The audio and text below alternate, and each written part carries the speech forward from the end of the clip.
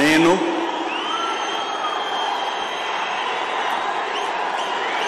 నారా చంద్రబాబు నాయుడు అనే నేను శాసనం ద్వారా నిర్మితమైన భారత రాజ్యాంగం పట్ల నిజమైన విశ్వాసం, విధేయత చూపుతానని, భారతదేశ సార్వభౌమాధికారాన్ని, సమగ్రతను కాపాడుతానని ఆంధ్రప్రదేశ్ రాష్ట్ర ముఖ్యమంత్రిగా నా కర్తవ్యాలను శ్రద్ధతో,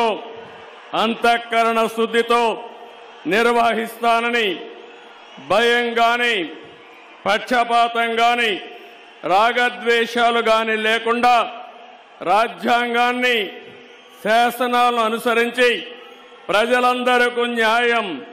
చేకూరుస్తానని దైవ సాక్షిగా ప్రమాణం చేస్తున్నాను. నేను నారా చంద్రబాబు నాయుడు అనే నేను ఆంధ్రప్రదేశ్ రాష్ట్ర ముఖ్యమంత్రిగా నా పరిశీలనకు వచ్చిన